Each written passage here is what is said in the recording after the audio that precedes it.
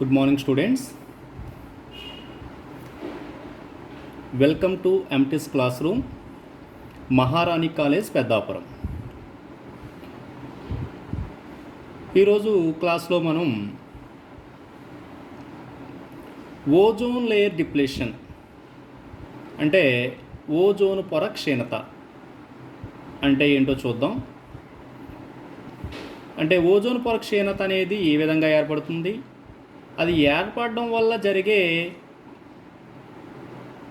నష్టాలేంటి, దాన్ని అంటే అది ఏర్పడకుండా నివారించే మార్గాలేంటి అంటే ఏంటబ్బా, కాజెస్, కాన్సిక్వెన్సెస్, అలాగే control measures of ozone layer depletion చూడాలన్నమాట ఈరోజు క్లాస్లో.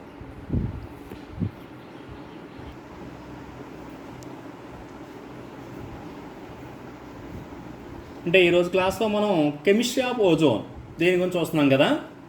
అయితే కెమిస్ట్రీ ఆఫ్ ఓజోన్ చూస్తే కనుక అంటే ఆడు ఏమంటున్నాడు చూడమ్మా, ozone is an important chemical species present in the stratosphere. స్ట్రాటోస్ఫియర్లో ఓజోన్ అనే ఇంపార్టెంట్ కెమికల్ అనేది ఉంటుంది. It is formed a layer in stratosphere. ఈ ఓజోన్ అనేది ఒక లేయర్ని ఫామ్ చేస్తుందట. ఎక్కడ? స్ట్రాటోస్ఫియర్లో. అయితే this layer protect us to harmful UV radiation. అంటే ఈ విధంగా ఫామ్ చేసిన ఓజోన్ లేయర్ అనేది యూవీ రేడియేషన్స్ అంటే రేడియేషన్స్ అనేవి చాలా హార్మ్ఫుల్ అనమాట మనకి. అందువల్ల ఈ యూవీ రేడియేషన్ నుండి మనల్ని ఈ ఓజోన్ లేయర్ అనేది ప్రొటెక్ట్ చేయడం జరుగుతుంది. అదర్వైజ్ అంటే ఒకవేళ ఓజోన్ లేయర్ లేకపోతే harmful UV radiations would reach the earth and causes skin cancer and damage the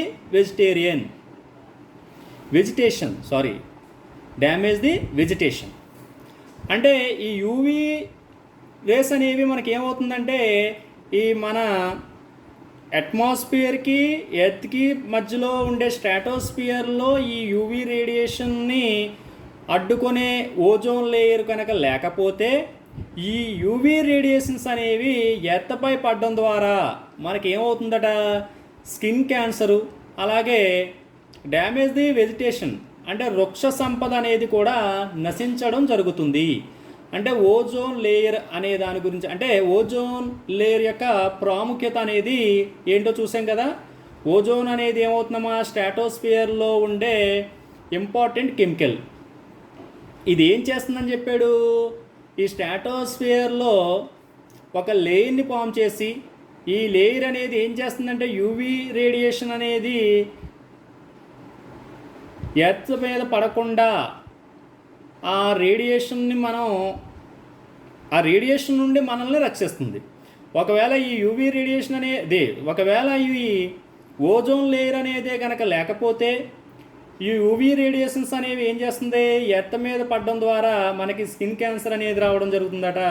అలాగే వృక్ష సంపద అనేది కూడా నశించడం జరుగుతుందట. అయితే ఈ ఓజోన్ అనేది ఏ విధంగా ఫామ్ అవుతుందో చూద్దాం. Formation of ozone. The oxygen present in lower level of stratosphere absorbs UV radiation coming from sun to form oxygen free radicals. Then these free radicals react with O2 form O3. This reaction is a continuous process as ozone is stable in stratosphere. ఒకసారి చూడండి అమ్మ, ఏమంటున్నాడంటే స్ట్రాటోస్ఫియర్కి కింద లెవెల్లో ఉండే లేయర్లో oxygen అనేది ఉంటుందట. ఈ ఆక్సిజన్ ఏం చేస్తుందట, సన్ నుండి వచ్చే యూవీ రేడియేషన్ని అబ్జార్బ్ చేసుకొని ఆక్సిజన్ ఫ్రీ రాడికల్ కింద మారిపోతాయి. అంటే O2 అనేది ఓ ఫ్రీ రాడికల్ అంటే ఓ రాడికల్గా మారడం జరుగుతుందట. ఈ విధంగా మారిన ఫ్రీ రాడికల్స్ మళ్ళీ O2తో రియాక్ట్ అయ్యి O3ని ఫామ్ చేస్తాయి. ఈ రియాక్షన్ అనేది కంటిన్యూస్గా అలా జరుగుతూ ఉంటుందన్నమాట. ఎప్పుడైతే ఇది కంటిన్యూస్గా జరుగుతుందో ఓజోన్ అనేది ఏమవుతుందమ్మా, స్ట్రాటోస్ఫియర్లో స్టేబుల్గా ఉంటుందట. అంటే ఒకసారి చూడండి, అది ఏమంటున్నాడంటే స్ట్రాటోస్ఫియర్కి కింద లెవెల్లో ఉండే లేయర్లో ఆక్సిజన్ అనేది ఉంటుంది. ఈ ఆక్సిజన్ ఏం చేస్తుంది అంటే, ఆక్సిజన్ అంటే O2 అనేది ఉంటుంది. ఈ O2 అనేది ఏం చేస్తుందట, యూవీ రేడియేషన్ని అబ్జార్బ్ చేసుకొని ఇది ఓ రాడికల్గా మారిపోతుంది. ఈ విధంగా మారిన ఓ రాడికల్స్ అనేవి O2తో రియాక్ట్ అయ్యి O3ని ఫామ్ చేస్తుంది, అంటే ఓజోన్ని ఫామ్ చేస్తుంది. ఈ విధంగా ఫామ్ అయిన ఓజోన్ అనే రియాక్షన్ అనేది ఒక కంటిన్యూస్ ప్రాసెస్ అనమాట, ఎప్పుడు నిరంతరం జరుగుతూ ఉంటుందన్నమాట. ఈ విధంగా జరగడం ద్వారా మనకి ఓజోన్ అనేది స్ట్రాటోస్ఫియర్లో స్టేబుల్గా ఒక లేయర్ కింద ఫామ్ అయి ఉంటుంది. ఆ ఈక్వేషన్ చూడండి, O2 gives O radical plus O radical. ఈ విధంగా రాడికల్ కింద వచ్చిన O అనేది మళ్ళీ ఏం చేస్తుందంటే O2తో రియాక్ట్ అయ్యి మనకి O3ని ఇవ్వడం జరుగుతుంది. అంటే ఇది జరగడానికి ఒక వేరే అదర్ మాలిక్యూల్ అనేది కూడా అవసరం. ఆ అదర్ మాలిక్యూల్స్ని మనం జనరల్గా నైట్రోజన్ లాంటి దాన్ని ఎగ్జాంపుల్గా చెప్పొచ్చు అనమాట. అక్కడ M అనే దాన్ని చూపించాం కదా, అదేంటంటే అదర్ మాలిక్యూల్స్. దానికి ఎగ్జాంపుల్గా ఏం తీసుకుంటాం మనం, నైట్రోజన్ తీసుకోవచ్చు. ఈ విధంగా స్ట్రాటోస్ఫియర్లో ఓజోన్ అనేది ఫామ్ అవడం చెప్పాం. నెక్స్ట్ వచ్చేసి డిప్లెషన్ ఆఫ్ ఓజోన్ లేయర్. డిప్లెషన్ అంటే ఓజోన్ లేయరు క్షీణించడం అనమాట. దాన్నే డిప్లెషన్ ఆఫ్ ఓజోన్ లేయర్ అంటాం. Ozone is destroyed by its reaction with nitric oxides, chlorides, hydroxyl radical present in atmosphere due to CFCs. One of the factors which is responsible for the depletion of ozone layer is use of aerosol spray propellant. These are chemicals such as fluorocarbons and CFCs reacts with the ozone gas present in the stratosphere and decomposes it. అంటే ozone layer అనేది డిప్లెషన్ అవ్వడానికి కారణం చాలా రకాల chemicals అనేవి మనం చెప్పడం జరుగుతుంది. అది ఏంటట, ozone is destroyed by its reaction with night. అంటే ఈ ఓజోన్ అనేది ఈ ఎలాంటి కెమికల్స్తో రియాక్ట్ అవ్వడం ద్వారా, nitric oxides, chlorides, hydroxyl radical present in atmosphere due to CFCs. అంటే సిఎఫ్సిస్లో ఉండే హైడ్రాక్సిల్ రాడికల్స్ వల్ల, అలాగే అక్రోసోల్ స్ప్రే ప్రొప్లెంట్స్. అంటే కొన్ని కెమికల్స్ మనం వాడడం జరుగుతుంది. ఆ కెమికల్స్లో ఉండే సిఎఫ్సీల వల్ల, అంటే ఆ కెమికల్స్లో ఎలా ఉంటాయమ్మా, ఫ్లోరోకార్బన్స్ ఉంటాయి. ఇవన్నీ కూడా ఓజోన్ గ్యాస్తో రియాక్ట్ అయ్యి మనకి ఏమవుతుందంటే స్ట్రాటోస్ఫియర్లో ఉండే ఓజోన్ అనే దాన్ని డిప్లేషన్ అవ్వడానికి లేదా డిస్ట్రాయ్ చేయడానికి ఇవి సహాయం చేయడం జరుగుతాయట. అంటే ఎలాగా ఒకసారి చూడండి, CFCl3 క్లోరోక్లోరైడ్, కార్బన్ ఫ్లోరోక్లోరైడ్, అది సన్లైట్ ప్రెజెన్స్లో రియాక్ట్ అయ్యి మనకి CFCl2 + Cl కింద ఫామ్ అయింది. ఈ విధంగా వచ్చిన క్లోరైడ్ అనేది ఏం చేస్తుంది, O3తో రియాక్ట్ అయ్యి ClO కింద O2 కింద మారిపోయింది. అంటే O3 అనేది ఏమైపోయింది, O2గా మారిపోయింది. అలాగే మనకి ఆక్సిజన్ రాడికల్స్ ఉన్నాయి కదా, ఆ ఆక్సిజన్ రాడికల్స్ కూడా మనకి ఏమవుతున్నాయి, O3తో రియాక్ట్ అవ్వడం ద్వారా O3ని O2గా కన్వర్ట్ చేసేస్తుంది. అంటే O3ని O2గా ఎప్పుడైతే కన్వర్ట్ చేసిందో ఓజోన్ ఏమవుతుంది, పర్సెంటేజ్ తగ్గిపోతుంది. అందువల్ల ఏమవుతుంది, ఓజోన్ పర్సెంటేజ్ ఎప్పుడైతే తగ్గిందో ఓజోన్ డిప్లేషన్ అనేది ఏర్పడడం జరుగుతుంది.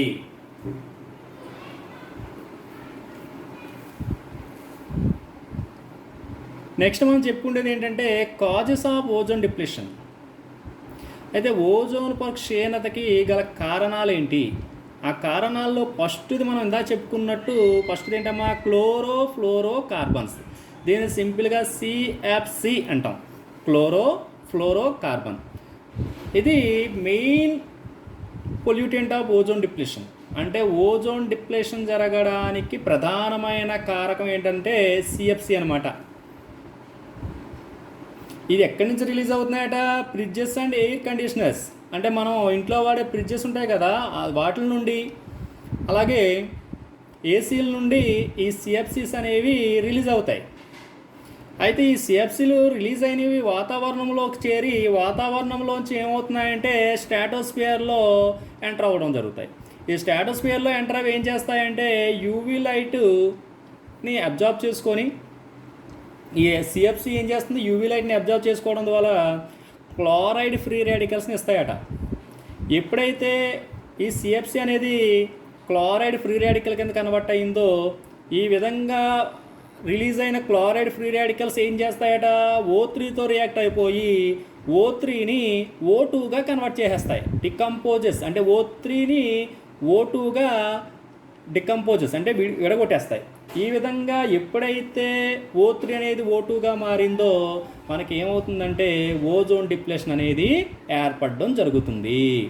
అంటే ఫస్ట్ కాజు దేనివల్లనో సిఎఫ్సి వల్ల అని చెప్పాం. ఈ సిఎఫ్సి అనేది మనకి మెయిన్ ఓజోన్ డిప్లేషన్ జరగడానికి ముఖ్య కారణం దీనివల్ల. ఇది ఎక్కడి నుంచి రిలీజ్ అవుతుందని చెప్పాను, మనం వాడే ఫ్రిడ్జెస్ అలాగే ఏసీల నుండి రిలీజ్ అవుతుంది. ఈ విధంగా రిలీజ్ అయింది వాతావరణంలో ఉన్న స్ట్రాటోస్ఫియర్లో చేరి అక్కడ ఉండే యూవీ లైట్ని అబ్జార్బ్ చేసుకోవడం ద్వారా ఈ సిఎఫ్సీలు అనేవి ఏ విధంగా మారుతాయట, క్లోరైడ్ ఫ్రీ రాడికల్గా మారుతాయట. ఈ విధంగా మారిన క్లోరైడ్ ఫ్రీ రాడికల్స్ అనేవి ఏం చేస్తున్నాయి, O3తో రియాక్ట్ అయ్యి O3ని O2గా మార్చేస్తాయి.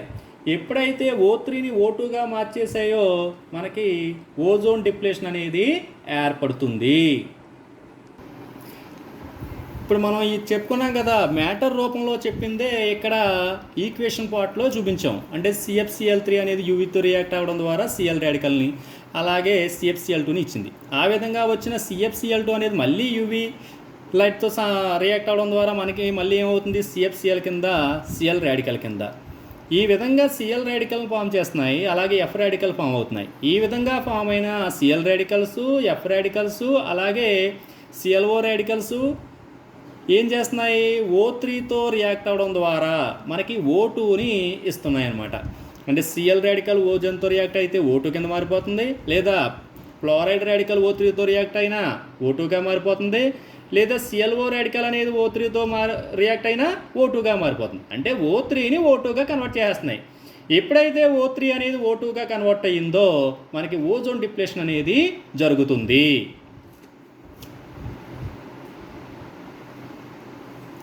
ఇక కాజెస్లో సెకండ్ వన్ చూసుకుంటే కనుక నైట్రోజన్ ఆక్సైడ్స్.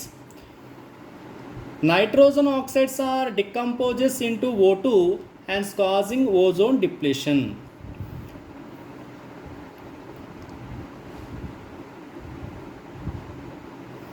అంటే నైట్రోజన్ ఆక్సైడ్స్ అనేవి ఓజోన్ని ఏం చేస్తాయట, O2గా కన్వర్ట్ చేసేస్తాయి. కన్వర్ట్ చేయడం ద్వారా ఏమవుతుందంటే మనకి ఓజోన్ డిప్లేషన్ అనేది ఏర్పడుతుంది. NO అనేది తీసుకుంటే కనుక NO అనేది O3తో రియాక్ట్ అవ్వడం ద్వారా NO2ను ప్లస్ O2 అంటే O3 అనేది ఎలా మారిపోయిందమ్మా, O2గా మారిపోయింది. అలాగే NO2ని తీసుకొని O3తో రియాక్ట్ చేసిన NO3 ప్లస్ O2 అంటే ఓజోన్ని అంటే O3ని O2గా కన్వర్ట్ చేసేస్తుంది.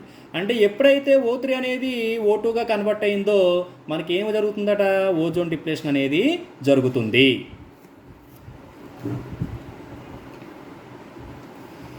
ఇక next consequences of ozone depletion. అంటే ఓజోన్ డిప్లేషన్ వల్ల వచ్చే కలిగే నష్టాలు ఏంటి చూస్తే కనుక, first point, the depletion in ozone layer causes increases in the UV radiation over the earth's atmosphere. These radiation cause skin cancer, sunburn, burning sensation etcetera. At first point ఏం చెప్తున్నాడు, ozone layer అనేది depletion గురవడం ద్వారా ఏం జరుగుతుందట, UV radiation యొక్క ప్రభావం అనేది పెరిగిపోతుంది. దేని మీద, ఎర్త్ సర్ఫేస్ మీద.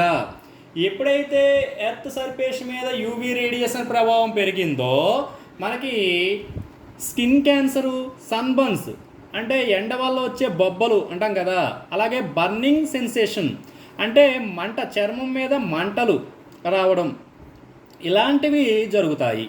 ఇది ఫస్ట్ కాన్సిక్వెన్స్. అంటే ప్రభావం. రెండోది వచ్చేసి yield of crops like corn, rice, soybean, cotton and wheat will decreases. అంటే మనం పండించే పంటలు ఉన్నాయి కదా, కార్న్, అలాగే రైసు అంటే మొక్కజొన్న, వరి, సోయాబీన్, పత్తి, వీట్ గోధుమలు, ఇలాంటి పంటలు ఏమవుతాయంటే వాటి యొక్క ఉత్పత్తి తగ్గిపోతుంది, ఈల్డ్ అనేది తగ్గిపోతుందట. నెక్స్ట్ థర్డ్ పాయింట్ వచ్చేసి degradation of paints, plastic and other polymer material.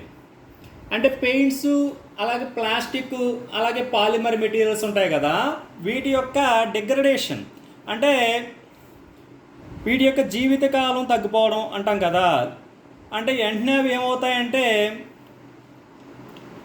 వాటి బ్యూటీని కోల్పోవడం జరుగుతాయి అన్నమాట తొందరగా, దాన్ని డిగ్రేడేషన్ అంటాం. Next fourth one, ozone depletion will result decrease in population of aquatic food chain. నీటిలో జీవించే జలచరాలు అంటాం కదా, చేపలు, రొయ్యలు, పీతలు ఇలాంటివి ఉంటాయి కదా నీటిలో ఉండేవి, వాటి యొక్క పాపులేషన్ అంటే దాని యొక్క గ్రోత్ అనేది తగ్గిపోతుంది. ఎందుకని? ఈ ఓజోన్ డిప్లేషన్ వల్ల యూవీ రేడియేషన్ అనేది వీటి మీద పడడం ద్వారా వాటి యొక్క పాపులేషన్ అనేది ఏమవుతుందంటే డిక్రీజ్ అవ్వడం జరుగుతుందట. ఇంకా నెక్స్ట్ చూడవలసింది ఏంటంటే కంట్రోలింగ్ మెజర్స్. అంటే ఓజోన్ డిప్లేషన్ అనేది జరగకుండా మనం ఏ విధంగా చూడొచ్చు అనే దాన్నే కంట్రోలింగ్ మెజర్స్లో చూద్దాం. అందులో ఫస్ట్ వన్ వచ్చేసి to control using of CFCs. అంటే క్లోరోఫ్లోరో కార్బన్ అని చెప్పుకున్నాం కదా, సిఎఫ్సిస్, వాటి వాడకాన్ని తగ్గించాలి. వాడకాన్ని తగ్గిస్తే కనుక మనం ఈ ఓజోన్ డిప్లేషన్ని నిర్మూలించవచ్చట. Second one to minimize percentage of NOx in atmosphere. అంటే అట్మాస్ఫియర్లో ఉండే నైట్రోజన్ ఆక్సైడ్స్ యొక్క పర్సంటేజ్ని తగ్గించగలగాలి. తగ్గిస్తే అంటే ఇందా మనం చెప్పుకున్నాం కదా, ఈ నైట్రోజన్ ఆక్సైడ్స్ని మనం ఏం చేయొచ్చు అన్న, ఆక్సైడ్స్ని నైట్రోజన్ రూపంలోను అమోనియా రూపంలోకి మార్చేసామనుకో, నైట్రోజన్ ఆక్సైడ్స్ అనేవి ఏమవుతాయి, పర్సంటేజ్ తగ్గుతుంది. ఆ విధంగా మనం చేస్తే కనుక ఇక్కడ మనం ఓజోన్ డిప్లేషన్ మనం ఏం చేయొచ్చు, కంట్రోల్ చేయొచ్చు. ఇంక third one, harmless chemicals are used instead of aerosols. అంటే హాని చేసే కెమికల్స్ బదులు హార్మ్లెస్, హాని కలిగించని కెమికల్స్ని వాడడం ద్వారా కూడా మనం ఏం చేయొచ్చట, ఈ ఓజోన్ డిప్లేషన్ని తగ్గించవచ్చు. ఇంకా ఫోర్త్ పాయింట్ వచ్చేసి minimize uses of supersonic and jet planes. అంటే జెట్ ప్లేన్స్, సూపర్సోనిక్ ప్లేన్స్ని స్ట్రాటోస్ఫియర్లో తిరగకుండా మనం కంట్రోల్ చేస్తే అప్పుడు మనం ఏం చేయొచ్చట, వాటి ద్వారా రిలీజ్ అయ్యే సిఎఫ్సీలని మనం మినిమైజ్ చేయొచ్చు లేదా కంట్రోల్ చేయొచ్చు. ఈ విధంగా ఓజోన్ డిప్లేషన్ మనం కంట్రోల్ చేయడం జరుగుతుంది. ఇది ఓజోన్ డిప్లేషన్ అంటే కంట్రోలింగ్ మెథడ్స్లో మనం చెప్పుకున్నాం ఏంటంటే 4 కంట్రోల్స్ మెథడ్ చెప్పుకున్నాం. ఈ 4 చేస్తే కనుక మనం ఓజోన్ డిప్లేషన్ రాకుండా చేయొచ్చట. అందులో ఫస్ట్ ఏమంటున్నాడు, క్లోరోఫ్లోరో కార్బన్స్ అనే వాడకాన్ని తగ్గించాలి. అంటే క్లోరోఫ్లోరో కార్బన్లు వాడకం అనేది తగ్గించాలంటే మనం ఫ్రిడ్జ్లు మరియు ఏసీలు వాడకాన్ని కూడా తగ్గించాలి. ఎప్పుడైతే అవి తగ్గించేమో ఈ క్లోరోఫ్లోరో కార్బన్లు అనేది రిలీజ్ అవ్వడం తగ్గుతుంది. ఓకేనా? రెండోది ఏంటంటే to minimize percentage of NOx in atmosphere అన్నాడు. అంటే నైట్రోజన్ ఆక్సైడ్స్ను వాతావరణంలో మనం ఏం చేయాలంటున్నాడు, పర్సంటేజ్ తగ్గించాలంటున్నాడు. అంటే ఈ ఆక్సైడ్స్ని మనం నైట్రోజన్ మరియు అమోనియా రూపంలో కనుక మార్చేసామనుకో, నైట్రోజన్ ఆక్సైడ్స్ అనేవి మినిమైజ్ అవుతాయి. ఈ విధంగా మనం ఏం చేయొచ్చు, ఓజోన్ డిప్లేషన్ మనం జరగకుండా చేయొచ్చు. ఇంక నెక్స్ట్ ఏరోసోల్స్ అనే దాని నుండి మనకి ఏం చెప్పాం ఇందాక, క్లోరోఫ్లోరో కార్బన్స్, అలాగే మనకి క్లోరైడ్స్, హైడ్రాక్సిల్ ఇలాంటివి రిలీజ్ అవుతాయి అన్నాం కనుక ఇలాంటి కెమికల్స్ని యూజ్ చేయకుండా వీటి కాకుండా వేరే ఆల్టర్నేటివ్ కెమికల్స్ ఏమున్నాయి అంటే ఆమ్లెస్, అంటే హాని కలిగించని కెమికల్స్ ఏవైతే ఉన్నాయో వాటిని వాడడం ద్వారా మనం ఏం చేయొచ్చు అంటే ఓజోన్ డిప్లేషన్ మనం జరగకుండా చేయొచ్చు. ఇంకా లాస్ట్ వన్ ఏంటంటే స్ట్రాటోస్ఫియర్లో మనకి సూపర్సోనిక్, జెట్ ప్లేన్స్ అంటాం కదా, ఇవి తిరగకుండా చేయడం ద్వారా, తిరగడం ద్వారా ఏమవుతుందంటే అందులో వాడే ఫ్యూయల్స్లో ఏమవుతుందంటే ఫ్యూయల్స్ నుంచి రిలీజ్ అయ్యే గ్యాస్లో ఏముంటుంది, ఫ్యూయల్స్లో రిలీజ్ అయ్యే స్మోక్లో ఏముంటాయి అంటే మనకి ఈ సిఎఫ్సీలు అనేవి ఉంటాయి.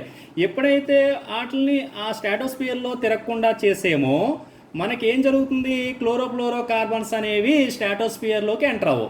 ఎప్పుడైతే ఎంటర్ అవ్వడం లేదో మనకేమవుతుంది అక్కడ, అవి O3తో రియాక్ట్ అవ్వవు. ఎప్పుడైతే O3తో రియాక్ట్ అవ్వలేదో మనకి ఓజోన్ డిప్లేషన్ అనేది జరగదు. ఈ విధంగా మనము ఏం చేయొచ్చు అంటే ఓజోన్ డిప్లేషన్ అనేది జరగకుండా చూడొచ్చు.